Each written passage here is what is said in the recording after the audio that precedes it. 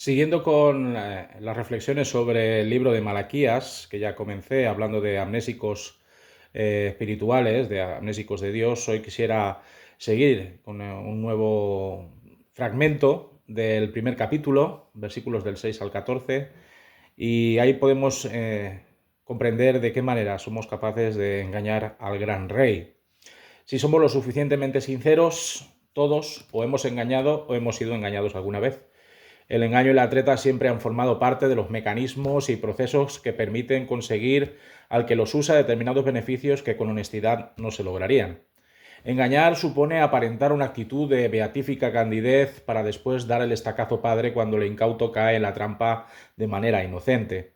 Estamos rodeados de engañadores, timadores, tahúres de toda clase, burladores variopintos, charlatanes que venderían hielo a los esquimales y arena a los beduinos del desierto.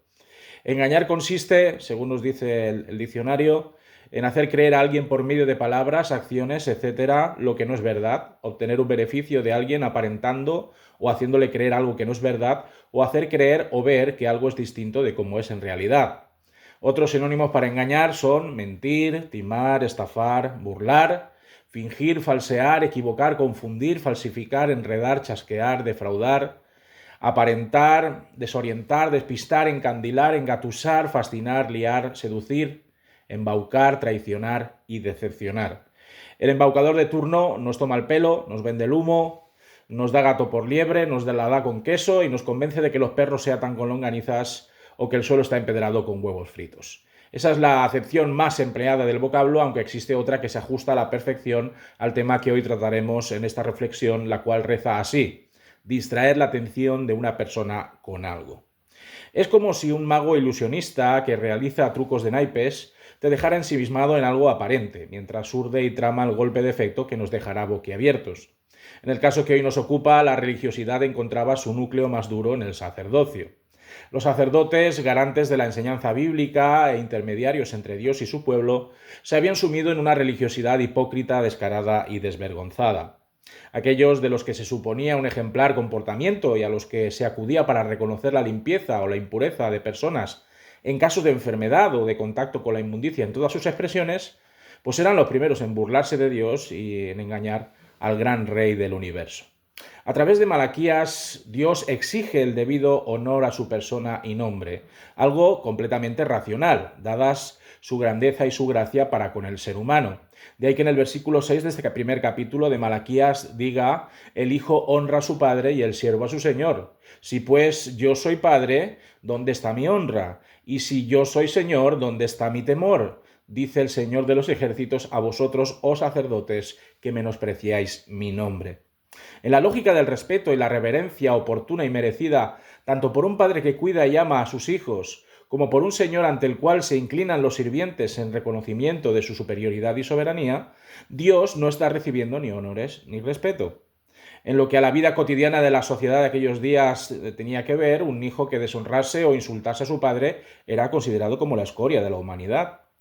Y lo mismo sucede con un señor que es ninguneado o burlado por parte de un siervo. Posiblemente éste acabaría castigado ejemplarmente e incluso muerto. Los sacerdotes, siendo hijos y siervos de Dios, se están riendo en su cara por medio de prácticas realmente deplorables y sonrojantes, tal y como veremos a continuación. Dios demanda su lugar de gloria y autoridad sobre sus más inmediatos servidores. Y la respuesta que recibe de estos es tan inaudita como la que vimos en los primeros versículos de este libro profético. Versículo número 6 sigue diciendo: y decís en que hemos menospreciado tu nombre. Con una desfachatez terrible, vuelven a recurrir a la amnesia selectiva para espetar a Dios que ellos están haciendo lo que se les ha pedido como responsables de la adoración religiosa. No saben de qué les está hablando Dios y lo tratan pues como a un cualquiera más, al que pueden engañar a la ligera. Dios se dispone ahora a desnudar sus malas artes y su falsa manera de actuar en relación a la responsabilidad y el privilegio recibidos. La primera artimaña de la que se sirven estos pájaros de cuenta es la de ofrecer a Dios lo peor de lo peor, haciéndolo pasar por ofrendas de primerísima calidad. Y Dios lo reprende sin ambajes. Lo vemos en los versículos 7 y 8 y después más adelante en los versículos 12 al 13 de este primer capítulo de Malaquías. Dice: ¿en qué ofrecéis sobre mi altar pan inmundo? Y dijisteis: ¿en qué te hemos deshonrado? en que pensáis que la mesa del Señor es despreciable, y cuando ofrecéis el animal ciego para el sacrificio, no es malo. Asimismo, cuando ofrecéis el cojo o el enfermo, no es malo. Preséntalo pues a tu príncipe. ¿Acaso se agradará de ti o le serás acepto? Dice el Señor de los ejércitos. Y vosotros lo habéis profanado en nombre de Dios.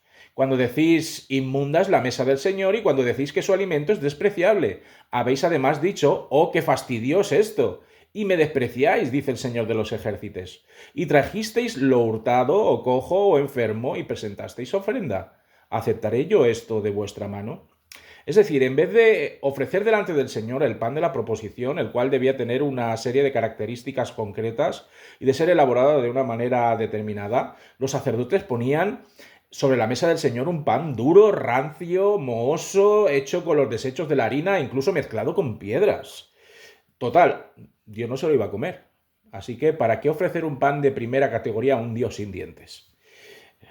¿No sería mejor quedarse con el bueno y recién cocido para ellos e intentar tangar a Dios con un pan revenido y seco? Pero no acaba aquí el tocomocho sacerdotal, sino que encima, cuando debían sacrificar y realizar holocaustos de animales en el altar de Dios, recurrían a especímenes llenos de taras, de defectos, moribundos que ya nadie quería, e incluso, ojo al dato, animales robados a otras personas. Todo pensando en que Dios no se daría cuenta de la diferencia y con una actitud de hastío y aburrimiento supinos como si Dios fuese más una carga que una bendición asombrosa. Valiente granujas. Este pecado deleznable aún sigue presente, no creáis, entre aquellos que viven religiosamente y solo recurren a las instituciones eclesiales para entregar las migajas a Dios, mientras ellos pues viven a cuerpo de rey. En su ceguera espiritual y en su estupidez moral creen que Dios no se va a preocupar si ellos dan aquello que ni ellos mismos quieren. Desafían a Dios en su mayordomía financiera pensando que a Dios no le hace falta el dinero o que simplemente ofreciendo simbólica y esporádicamente su tiempo o sus dones para quedar bien con Dios y cubrir la cuota mínima de santidad y buenas obras, pues será suficiente.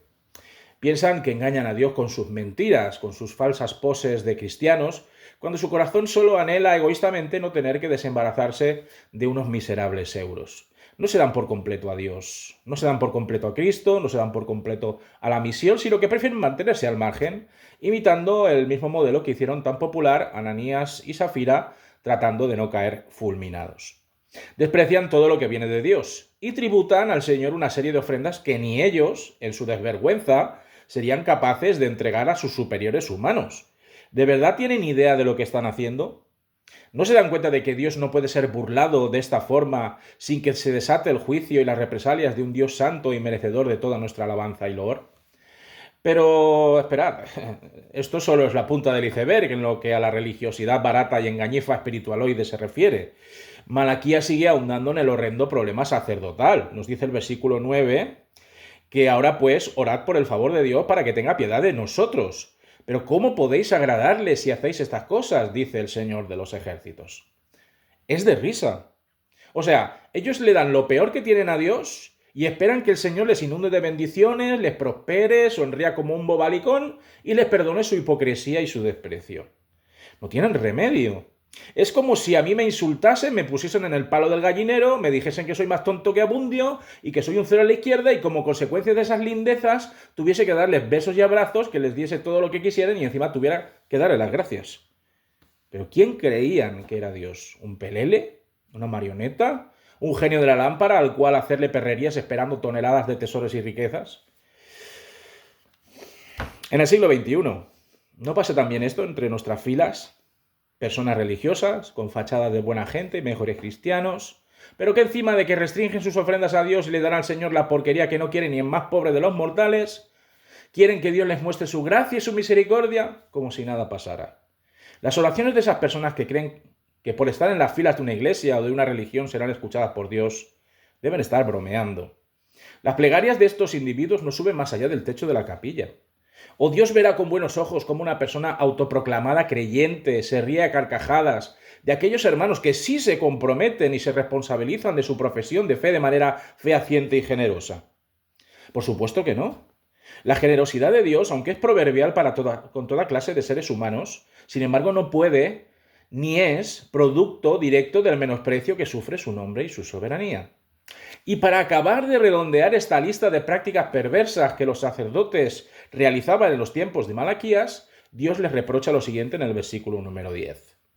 ¿Quién también hay de vosotros que cierre las puertas o alumbre mi altar de balde? Yo no tengo complacencia en vosotros, dice el Señor de los ejércitos, ni de vuestra mano aceptaré ofrenda. La locura y la estulticia sacerdotal había llevado a muchos de los servidores de Dios a cobrar por hacer lo que debían hacer en virtud de su llamamiento levítico, el cual ya era de por sí un privilegio increíble. En lugar de hacer su labor de manera voluntaria, alegre, honrada, imponían una serie de comisiones dinerarias si se quería que todo estuviese en orden en el templo de Dios. Era una forma de decirle a Dios que si quería su casa bien servida y bien cuidada, si quería su provisión diaria, si quería que su presencia y su gloria fuesen honradas, Dios tenía que pagar de alguna manera. Porque el hecho de que Dios fuese el que los había escogido no era suficiente pago por sus servicios. Es como si un padre tuviese que pagar a un hijo por serlo. O como si un amo tuviese que pagar un salario al sirviente además de su manutención. ¿Pero de qué estamos hablando? Esta avidez insaciable por el dinero continúa trastocando en la actualidad la ética pastoral y ministerial de muchos supuestos siervos de Dios hoy en día. ¿Por qué? Porque supeditan su papel de pastores de la congregación a la cantidad económica que se les pueda dar. Si no reciben de una congregación lo que desean, se olvidan de su llamamiento, se olvidan de su privilegiada vocación y se muestran hastiados cada vez que una oveja necesita de su auxilio y consejo. Es decir, son asalariados del ministerio que, si no son remunerados convenientemente o a la altura de sus ambiciones y avaricia, dejan de cuidar y guiar a sus rebaños para que cualquier lobo rapaz pueda dar cuenta de ellos, y todo esto sin remordimientos ni problemas de conciencia. En lugar de mirar a Cristo como el príncipe de los pastores, como ejemplo y modelo de un ministerio que se fundamenta en el amor por las ovejas, en el amor por el Evangelio de Cristo, en el amor por la misión de Dios, deciden mirar más a su ombligo y a su vientre, a su bolsillo y a su cuenta bancaria. Por supuesto, todo obrero es digno de su salario, pero este no debe ser la premisa básica sobre la que cimentar su obra pastoral, instructiva o misionera. Es recriminar a Dios que no está siendo lo suficientemente bondadoso y desprendido con ellos y que la provisión de Dios está demasiado alejada de sus expectativas de subsistencia en este mundo. El nombre de Dios no puede ni debe ser lanzado al barro del oprobio y del escarnio a causa de las fraudulentas conductas religiosas de los seres humanos. Y mucho menos ha de ser vilipendiado entre risas y mofas por los incrédulos que comprueban que para muchos religiosos la cuestión de coherencia entre fe y práctica y el asunto de la falta de pasión amorosa por Dios en reconocimiento de la grandeza del Señor son testimonios de que la religión es solo un engañabobos sin visos de autenticidad. Por eso Dios desea que la mirada de aquellos que le buscan se fijen en su persona y no en la de los engañadores que trafican con la religión. Ahí encontramos ese versículo 11 del primer capítulo de Malaquías. Porque desde donde nace el sol hasta donde se pone es grande mi nombre entre las naciones, y en todo lugar se ofrece a mi nombre incienso y ofrenda limpia, porque grande es mi nombre entre las naciones, dice el Señor de los ejércitos. Menos mal que no todos estos burdos asalariados del ministerio sacerdotal eran los únicos que adoraban de manera debida a Dios. El Señor infunde esperanza a los destinatarios de estas palabras, a aquellos que pugnan por lograr cambiar una religiosidad de apariencias y embustes en una relación íntima, personal y comunitaria con Dios. El nombre de Dios, aunque habrá de recibir invectivas y sarcasmos por parte de pueblos paganos, sin embargo sigue teniendo sacerdotes que obedecen a su supremo llamamiento y que se rinden ante Dios en homenaje y alabanza sinceros. Al Señor no se la podemos dar con queso, ni tenemos la capacidad rastrera de poder burlarnos a mandíbula batiente de Él. Él sabe perfectamente qué pensamos, en qué invertimos nuestros recursos, con qué talante nos acercamos a Él en oración, con qué propósito traemos nuestros diezmos y ofrendas y con qué intenciones nos arrogamos el nombre de creyentes, discípulos, sacerdotes o cristianos. Podemos engañar a la persona que tenemos a nuestro lado, podemos engañar a los diáconos, podemos engañar al pastor, podemos engañar a todo quisque, pero nunca podremos engatusar a Dios con nuestras paupérrimas obras propias de la religiosidad tradicionalista. Como modo de advertencia, Dios, por medio del profeta Malaquías, lanza una maldición transtemporal que se extiende a todos los religiosos de la historia de la humanidad. Nos dice el versículo 14. Maldito el que engaña, el que teniendo machos en su rebaño, promete y sacrifica al Señor lo dañado, porque yo soy gran rey, dice el Señor de los ejércitos, y mi nombre es temible entre las naciones.